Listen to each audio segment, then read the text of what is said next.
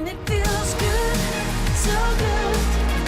Coming back again, rising love. Welcome to Bounce Around Savannah, where positive people are doing positive things. The 200 Club of the Coastal Empire is definitely one of those treasures we have right here in our community. The organization's sole reason for existing is to help families, and they run toward those families in their darkest hours when police officers or firefighters are killed in the line of duty or even injured. Today, we're honored to have the president of that wonderful organization, Mark Dana, with us. Thank you so much for joining us. Well, thank you, Dawn, for having us Just here today. honored to have you all here because the 200 Club is, to me, just one of the best parts of Savannah. Remind people who may not be so familiar what it stands for and what's really going on behind the scenes. Sure, the 200 Club is a nonprofit organization that represents 20 counties, 18 of which are in Georgia along the coast mainly. We go up to Bullock County, but from Florida to South Carolina, and we have 2 counties in South Carolina, being Beaufort and Jasper counties.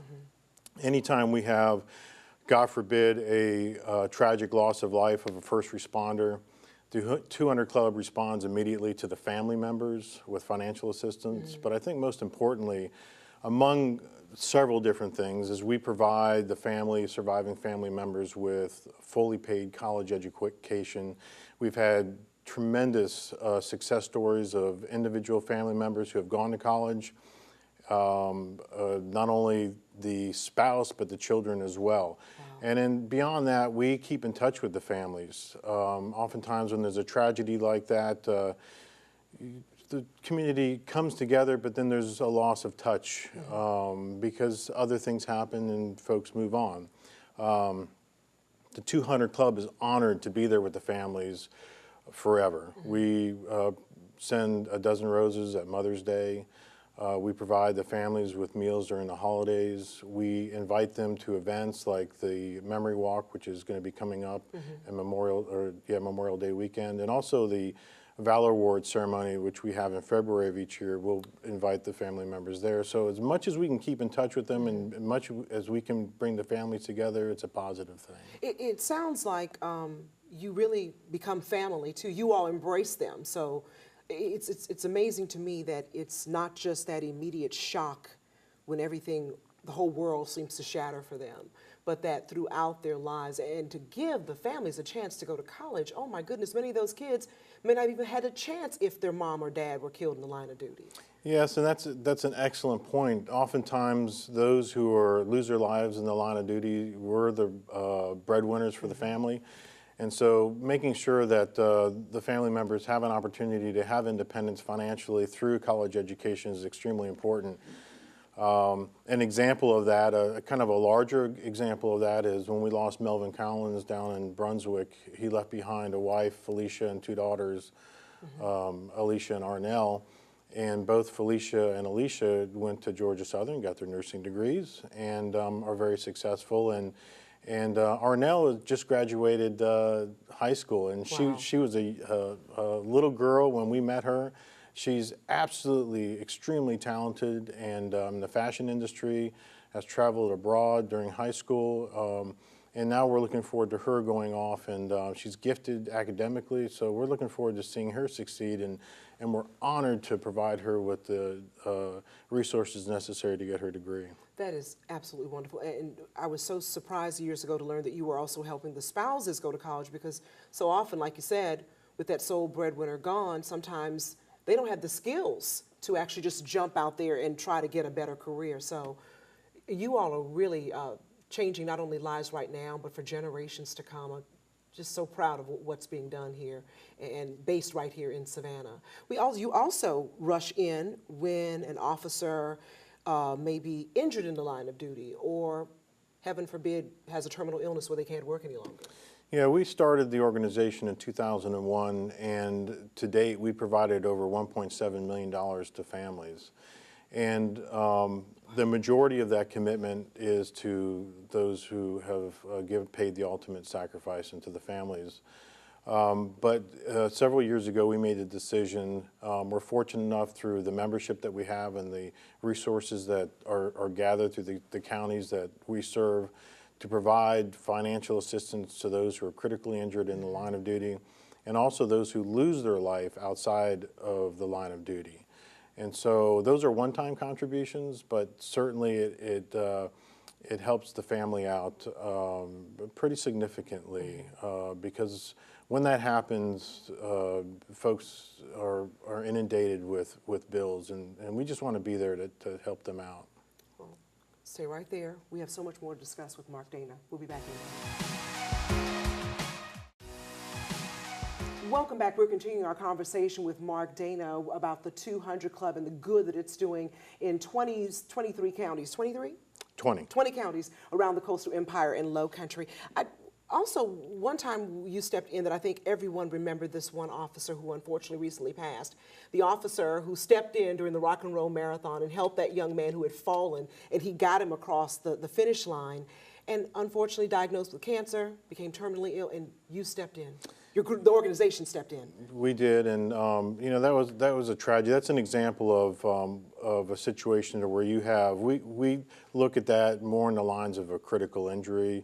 When you have a terminal illness and you're out there seeking means pretty much outside of what is available to you through your insurance agencies, we understand that cancer is such a terrible disease, and so we wanted to step forward and provide assistance there, and unfortunately, you know, the battle was lost, but the memory continues, and all that he gave to the community it was tremendous, and we were glad to be there for the family. You all not only step in times of despair, but what I really love is a centerpiece event that you all do every year, the Valor Awards, honoring those officers who really go above and beyond.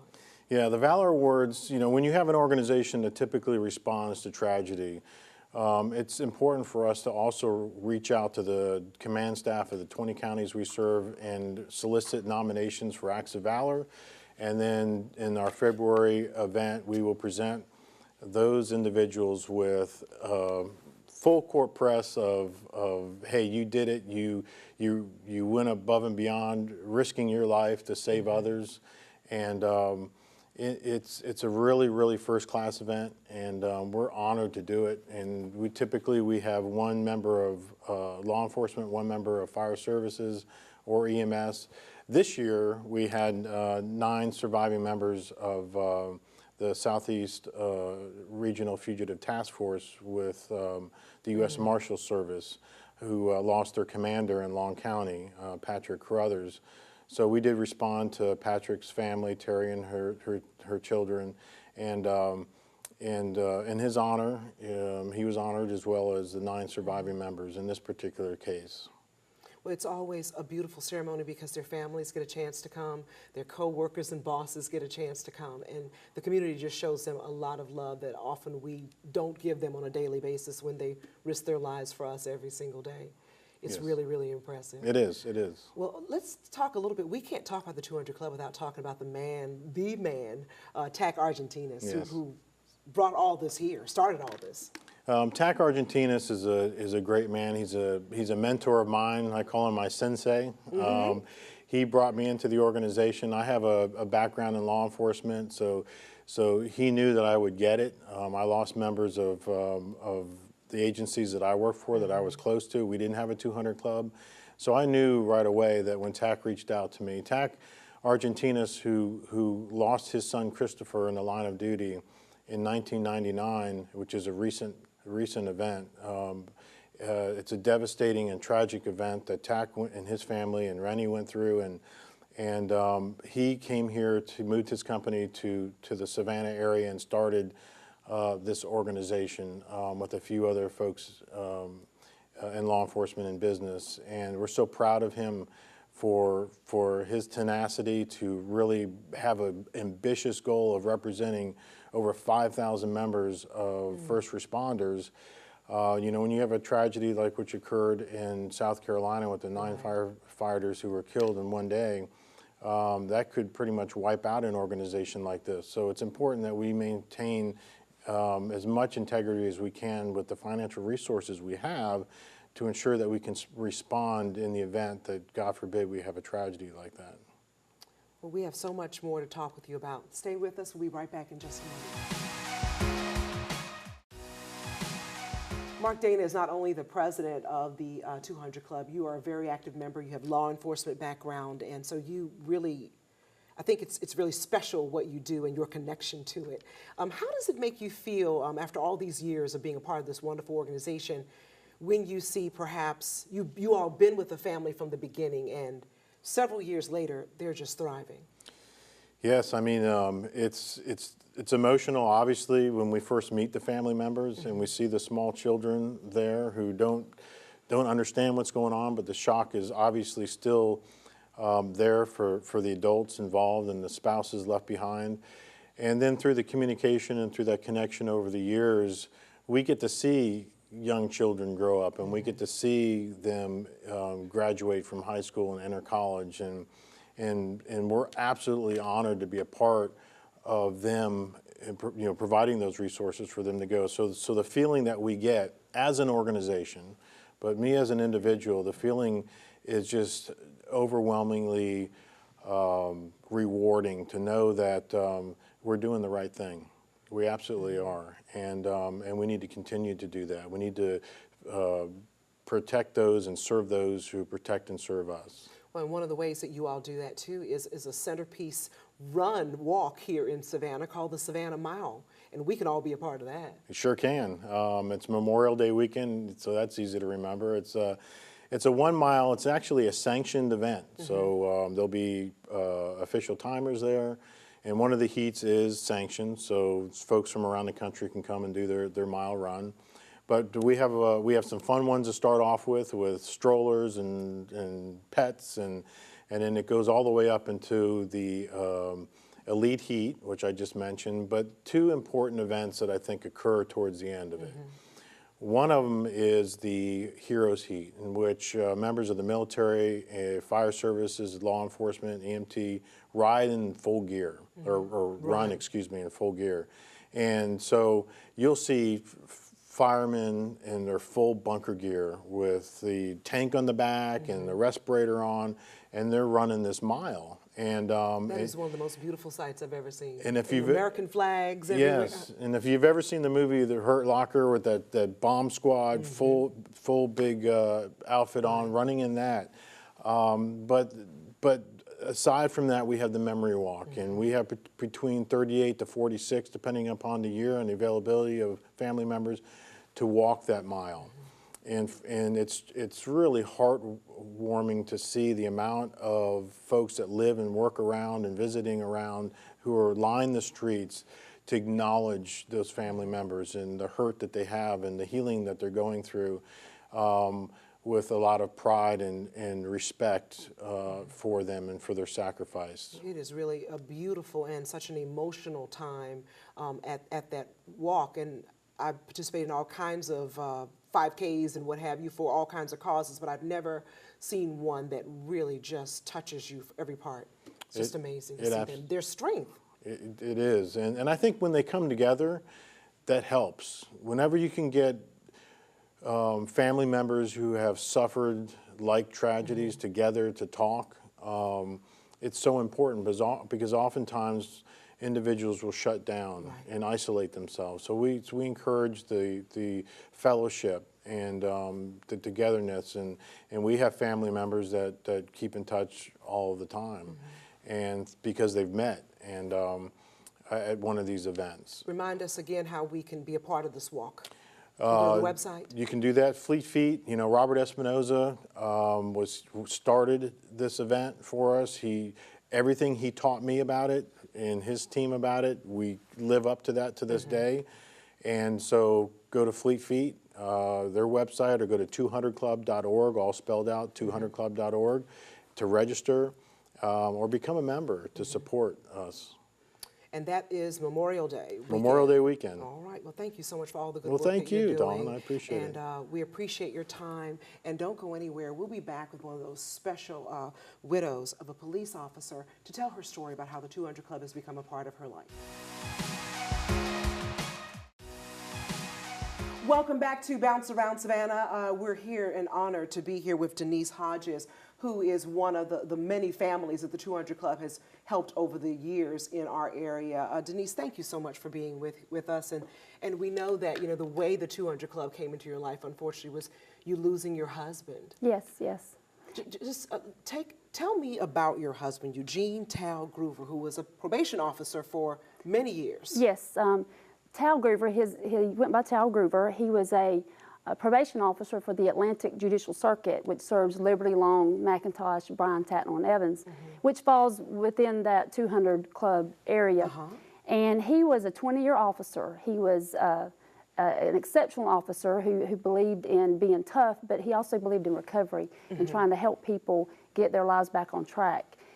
He started out just as a regular officer and then advanced into what was called the intensive probation supervision, and that's the position he was holding when we lost him. Well, tell me this. I want to know about him. What do you want people to know about your husband as a man? He came from a family of educators. His mother, as well as his aunts, were teachers, and he was a teacher at heart, because not only did he like to share and try to help folks get their life back on track, he would bring people in and teach them what he did and how to be a better officer. And that's actually how we met. I did my internship at the Hinesville Probation Office, and he taught me how to be an officer. He was very much a teacher, a leader. Well, let's go back to the day when you learned of his passing. I was at work that day. I'm a probation officer as well, and I was in McIntosh County, and he had got up that day like any normal day and headed off to work to the training center. We had to participate in self-defensive tactics training, and while he was there, it was a very strenuous self-defensive tactics course, and there had been a lot of controversy over it, but our department felt that it would be best that we went through this. And they took a break, and he had a massive heart attack and died at the training center. So sorry to hear that. So you get this devastating news, and while your world seems to be turning upside down, you hear from this 200 Club. I do. You know, it's so hard to believe what happened, because he was in very good shape, and I had never heard of the 200 Club. And within 10 days of losing him, Tac Argentine, as you mentioned him earlier, incredible man, just a heart of gold and such a mission with the 200 Club, showed up at my office. My supervisor was there and asked me to stay late that day, and all these folks. So tell me this about how it was and what they did for you, how they helped you and your family through this. Well, some may be aware there are certain assistance you can apply for, but there is no immediate financial assistance that comes to you. And they walk through the door with financial assistance. I was in a situation where I'd lost my husband. We had a direct deposit. Well, they deposited his check in my checking account only to take it out. And we had several drafts coming out. So the immediate assistance was provided me with my house payment.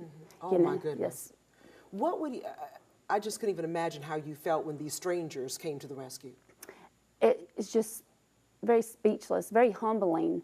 Almost, they're just heaven sent, God sent. I mean, they truly are a blessing to families like mine. They just come out of nowhere. Through these years, what has the 200 Club come to mean to you?